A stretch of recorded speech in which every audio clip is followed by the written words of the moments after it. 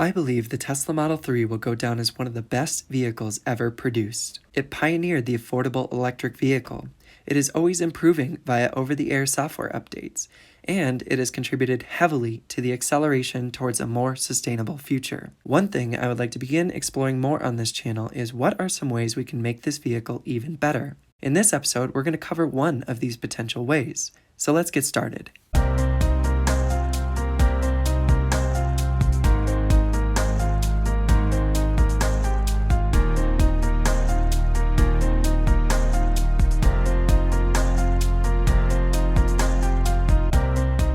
Good everything, and welcome back to Tesla's Wild. Today I have a pretty fun concept for all of you guys. I'd like to explore the idea of adding solar panels to a Tesla and whether or not it would be beneficial for increasing range and relying less on using home charging methods. First, let's talk about motivations as to why we would want to add solar to a Tesla. Why would we want to do that, and where would we put it? My main goal would be to replace the glass roof with these solar panels. The glass roof is very cool and all, however, I think it's kind of wasted space.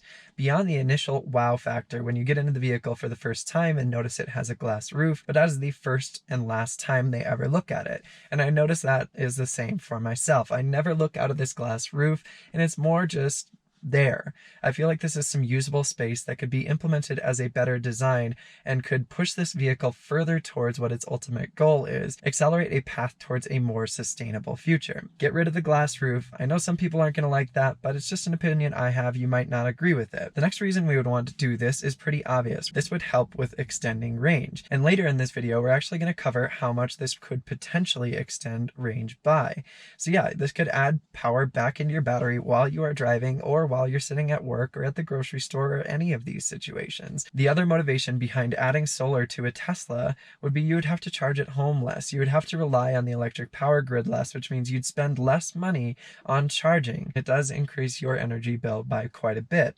It's still infinitely less than gas, but it does increase your energy bill. On that same note, another motivation is it would be just a little bit cleaner for the environment or greenhouse gases. One thing that I've looked into heavily since owning my Tesla is whether or not it is actually cleaner than an ICE vehicle.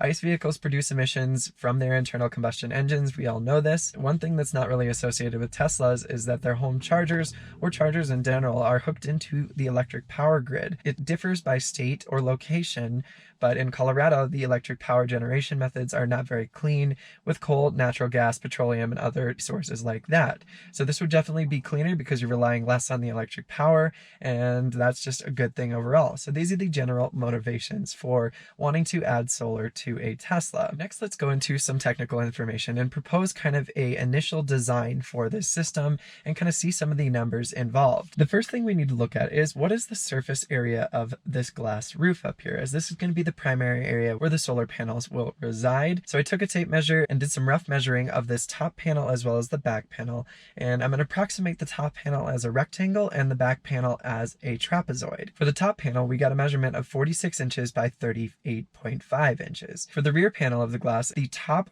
base is 46 inches, the bottom base was around 38 inches, and the height of this glass panel is around 54.5 inches. So now we need to calculate the surface areas of each of these panels. The top panel is easy because we approximated it as a rectangle, and this gives us 1,771 inches squared. The trapezoid, on the other hand, is a little bit more complicated of an equation. We get a surface area of 2,289 inches squared. The next thing we need to look at is what is the energy density of your typical solar panel. Energy density in this situation, I'm going to define as power per unit area. Looking on Amazon, I found a flexible solar panel that has an efficiency of 22%. Solar panels are still gaining efficiency. They're still pretty low on their efficiency level, but they are getting better throughout the years. It is a 100-watt solar panel, and it has the following dimensions. It is 34 inches by 26.7 inches. This means that it has a surface area of 907.8 inches squared. Why did I look at a flexible panel? Well, if you look at the glass roof on the Tesla Model 3, it is kind of curved and bowed. So the solar panel will need to kind of conform to this shape, or I guess there would be a way to embed a flat panel in there somehow, but flexible panels are cooler and just quite a bit more fun to look at. If we just divide the overall power rating by the surface area, we get an energy density of 0.1102 watts per inches squared. Now that we know the approximated energy density of these solar panels, we can start looking at how much power would these panels produce over time and get an idea of the capacity they might add back to the battery. If we look at the top panel, all we do is multiply the area by the energy density, and we get an estimated power production of 195.16 watts. The rear panel, if we multiply this by the energy density, we see that we get an approximated power for the rear panel of 252.25 watts. So if we sum these two powers together, we get an overall power for the system. This comes out to be 447.41 watts. Now, let's say that our vehicle spends about 10 hours a day outside, or an ideal amount of time outside in the sun. Let's say we just have an ideal sunny day. Most solar panels have an ideal rating of how much capacity they can produce. You can find this for basically any of the 100-watt solar panels listed on Amazon, and this is usually around 0.5 kilowatt hours for a 100-watt cell. And we said earlier that our system will be 447.41 watts. If I assume a linear relationship, I don't know if this is a good assumption, but I'm going to go with it anyways for now. We find that it would be able to produce 2.236 kilowatt hours on an absolutely ideal day. Looking at the Tesla Model 3 performance, which is what I have, it has a 75 kilowatt hour battery. All we need to do to determine how much of the battery this system could replenish, we just need to divide the estimated capacity production by the overall capacity of the battery. If we do that, we get 2.98%, or basically 3%. Now, this number doesn't mean a lot alone, but if we compare it to regenerative braking, we'll get a better idea of exactly how much power this is putting back into the battery. Now let's check out the weight that this would add to the vehicle. If we look at this listing for the flexible solar panel on Amazon, it says that it has a weight of 4 pounds. Using another linear relationship, I don't see any reason that there would be any other relationship, but if there is, please let me know in the description below. I'd definitely be curious to find out. If we solve for the weight in this equation, we see that it will add 17.89 pounds to the vehicle, which is really not all that much. Especially in a 4,000 plus pound vehicle, this is pretty negligible, and it will not impact efficiency or ranges all that much. The final technical specification that I'd like to cover is how much cost would this add to a ordinary Model 3 if it had built-in solar in the roof. If we look at this flexible solar panel, we've been looking at the entire video on Amazon. It runs for about $139.99. So this price estimate we're about to do is probably going to be the absolute worst case. I'll explain why after we figure out what this price will be. So if we assume another linear relationship based on the price per surface area, the cost of our system should end up being around $626. So I said earlier that this would be absolute worst case. Why do I believe that? Well, sellers like Tesla, they would be creating these or purchasing these in absolute bulk.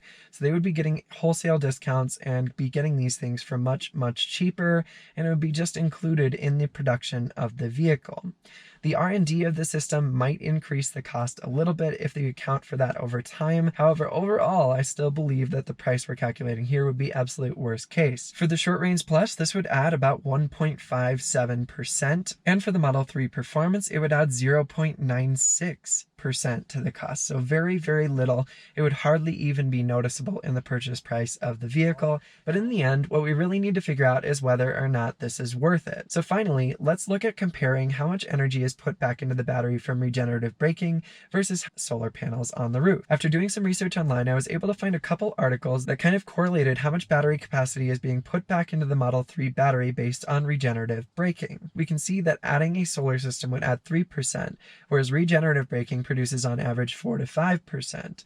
So it's really pretty close to regenerative braking, and it would definitely increase the amount of capacity we could put back into the battery while we are out in the world and driving the vehicle. Ultimately, this is the goal. We want to use as little power as we can from the electric power grid because these vehicles are assumed to be green and are focusing on the future goal of moving over to renewable energy. So we've just kind of looked and designed a solar system that could be installed and implemented for the Tesla Model 3 that would act sort of like regenerative braking and would be able to charge the vehicle while it was out in the world and would likely increase your range and make it so you would spend less on charging the vehicles.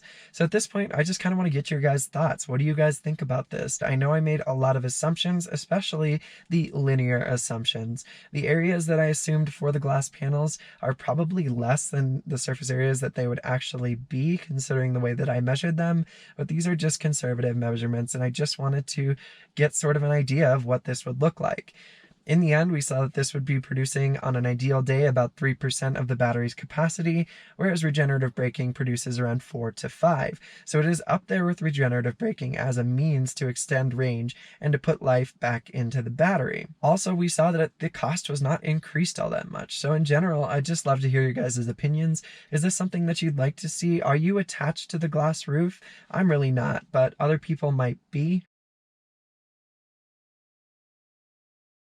Would be cool to hear your guys' opinions or any other points that you might have that I might have missed in this video. I hope you guys enjoyed this video. Solar power and future renewables are definitely close to my heart and something that's very important to me, so it's something I really like to explore. If you did enjoy this video, please make sure to smash that like and subscribe button down below. Thank you so much for taking the time to watch this video. As always, I've got a lot of new content coming your way, so make sure you stay tuned, and we'll see you guys next video.